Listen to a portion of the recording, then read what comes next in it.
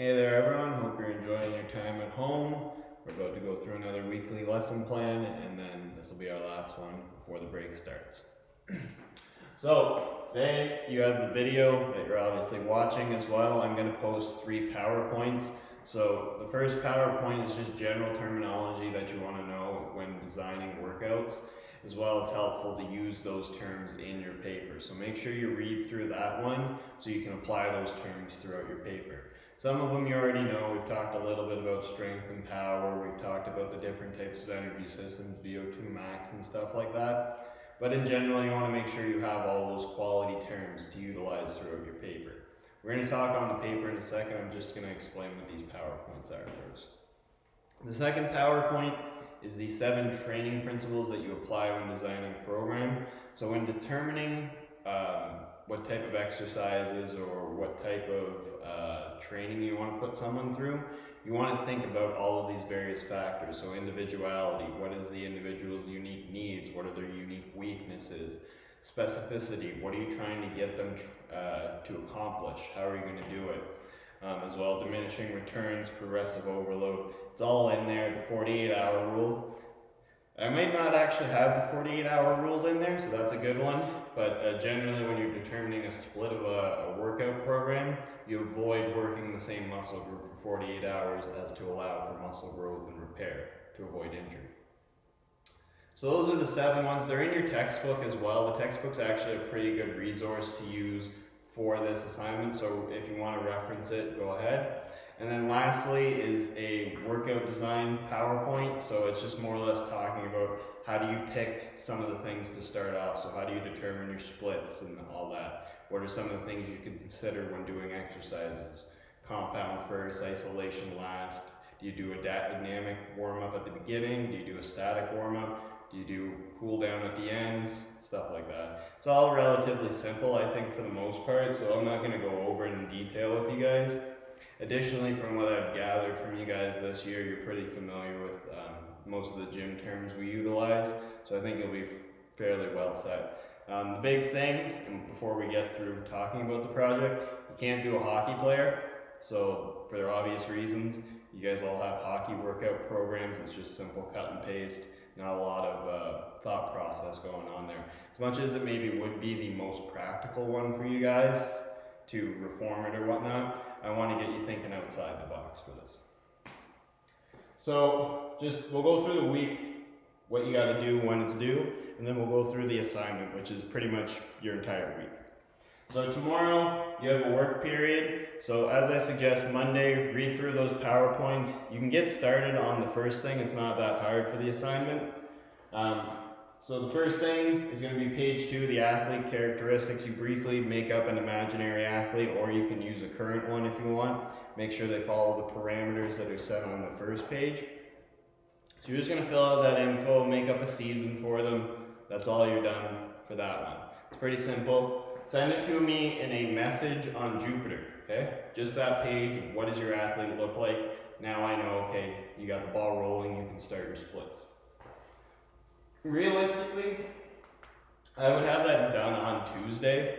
Get it done with maybe even Monday. Get the athlete characteristics done. It's kind of the fun one, imagining what kind of athlete you would like to train. Do you want to do, an 18-year-old, I actually don't know if the guy's 18 yet, but you want to do 18-year-old, you can't because it's a hockey player, but I was going to say 18-year-old Connor Bedard, right, but you can't do a hockey player. So do you want to do, maybe 19-year-old LaMelo Ball just entered the NBA? Do you want to do 36-year-old or 34-year-old LeBron James entering his 16th season in the league?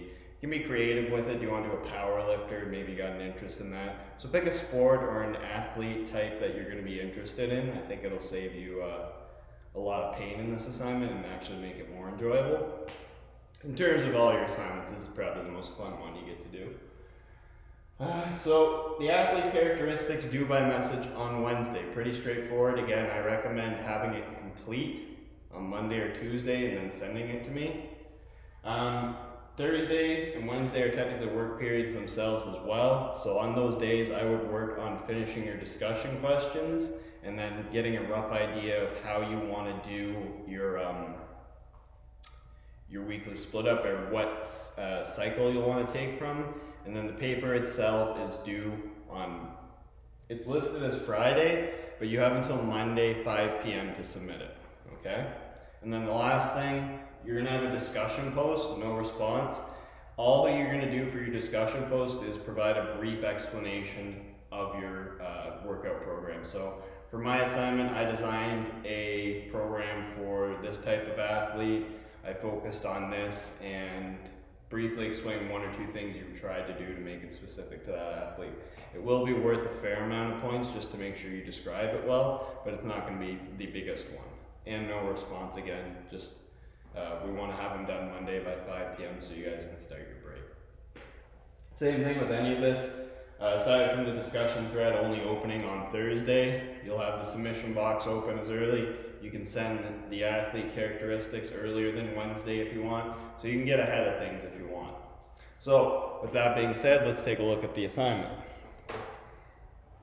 Sweet. We're still recording. That's always good. Okay. Oh, no, that's your lesson plan. Okay, here we go. So, boom, boom, boom. So, due dates, like I just mentioned, you gotta send page 2 to me by Wednesday. Final project due by Monday. So again, just to give you some flexibility. So for this assignment, you're gonna make a training program for an imaginary athlete. You make up the height, weight, all that fun stuff. You can also do a real athlete and fill in the variables. One of the variables is percent body fat. So if you can't find that, hypothesize, make a fair guesstimate about that. It doesn't have to be super accurate. So after you put the criteria for together, you're going to create an imaginary season for them. So if you're doing an NBA player, they have a 72 game season this year. How are you going to build your splits around that? If you're doing a pro golfer, they have probably 3 to 5 major events every year. Which is the most important of them? Stuff like that. Okay, you get to kind of be creative with that. Again, if you're picking a pro sport, you have some guidelines for what their season would look like. If you're doing an amateur athlete, you can be a little more creative even. So things to consider. So if it's again 3 to 5 matches only for a golfer, tennis player, whatever, you might want to consider which one's the most important. If it's a season with playoffs, you're going to want to consider your cycles so that the athlete peaks going into the best time, right? It's something you see with Kawhi Leonard and LeBron James in basketball. Typically they rest up during the regular season so that then in playoffs they can go full tilt. Lastly, so as mentioned, create the athlete, make a 3 to 5 cycle or phases. So again, 3 to 5 cycles and phases. Is it you're focusing on building mobility at the start, and then you're going to integrate muscular endurance, then muscular strength, and then it's kind of a maintenance period leading into their biggest event or whatnot. You get to split it however. With that being said, there's not really any perfect answers, but if you have a rhyme and a reason for, putting an exercise here, or putting this split or this phase before another, you'll be okay. That's kind of the thing with working out. As much as there's a lot of science that goes into it, it's not really a perfect science because there's so much individuality out there. So again, create the athlete, pick 3 to 5 cycles. You're just going to pick one cycle and you're going to end up making a workout program for a week during that cycle.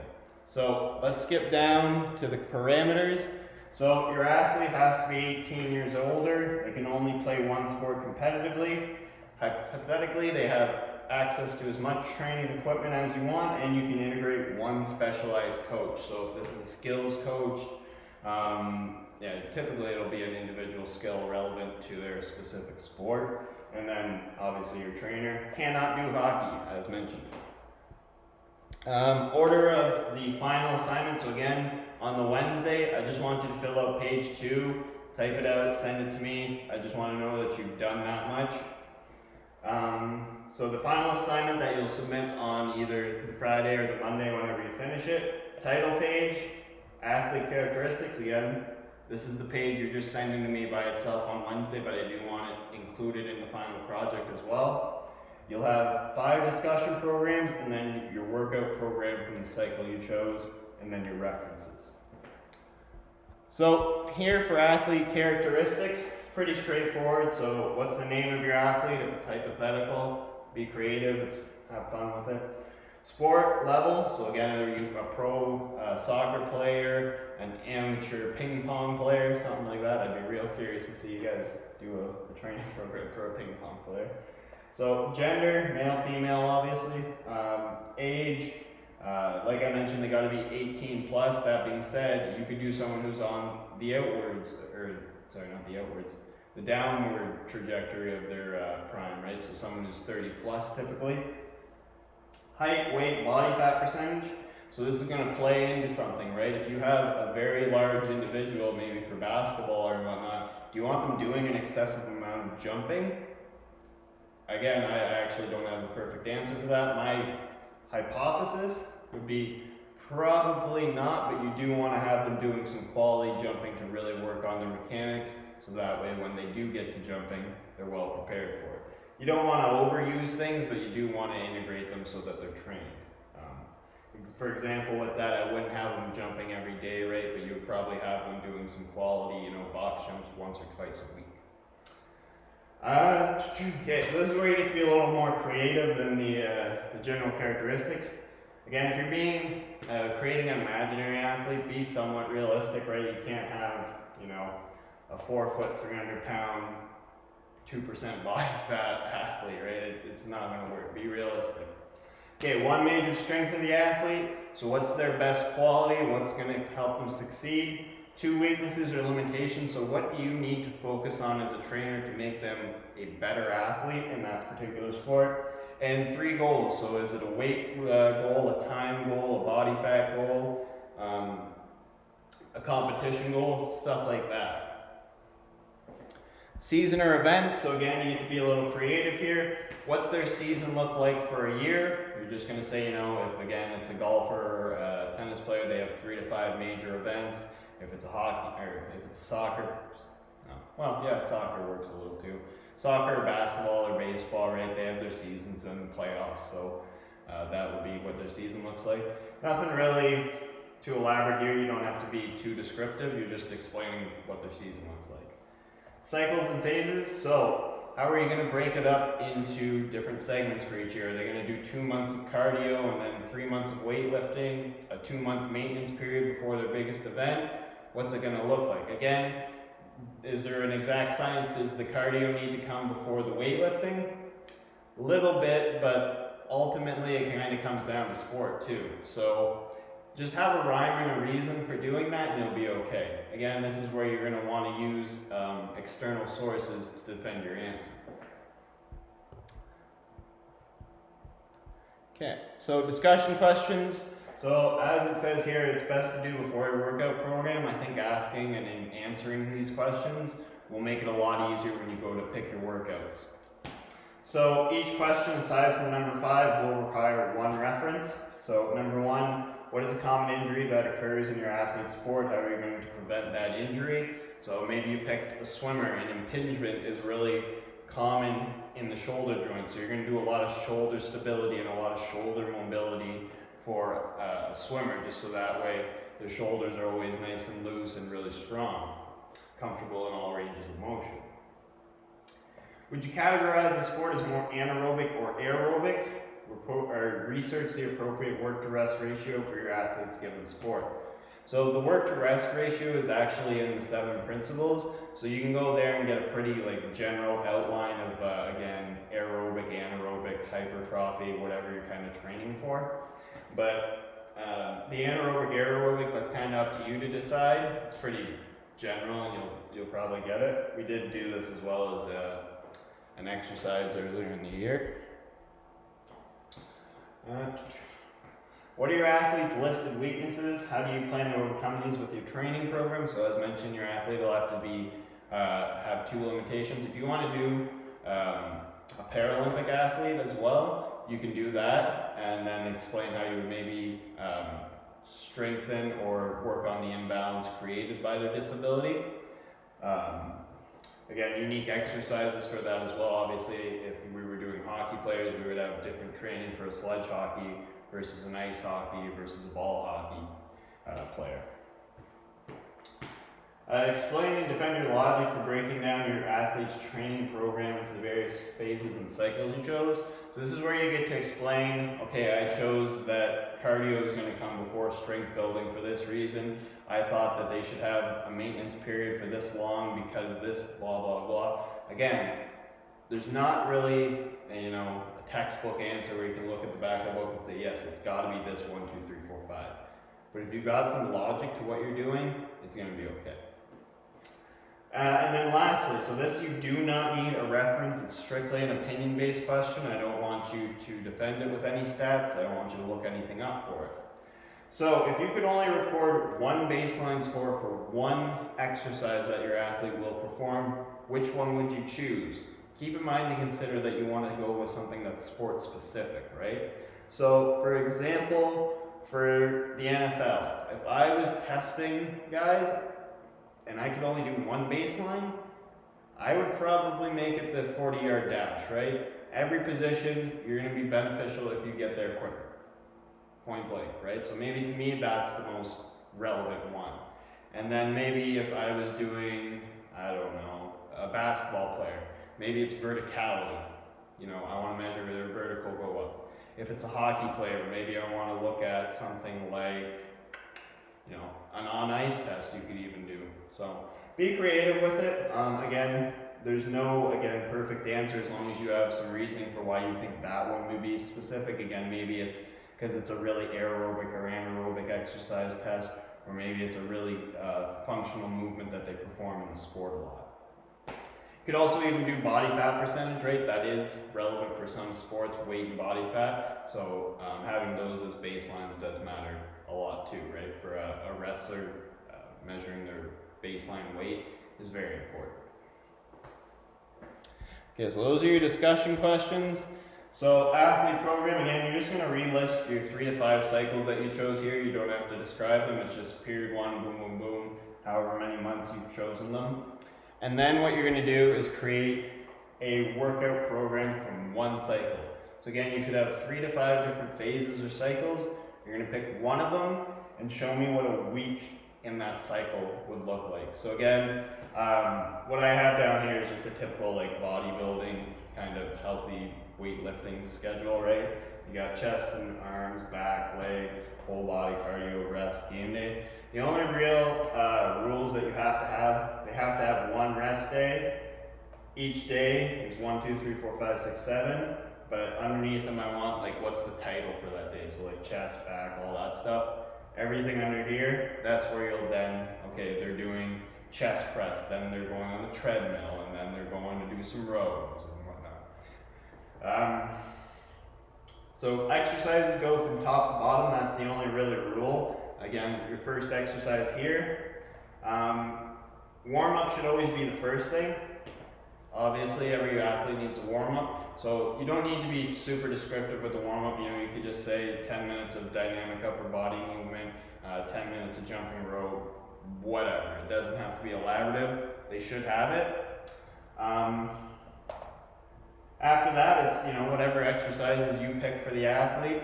Make sure you create a little legend at the bottom that explains your rep and scheme count. Some of you might put the sets times the reps. Some of you might put the sets or the reps times the sets.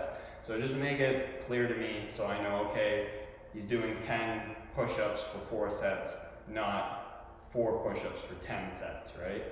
It'll make a difference. If you use any abbreviations too, make a legend for that. So that's it for your assignment. Here's your rubric.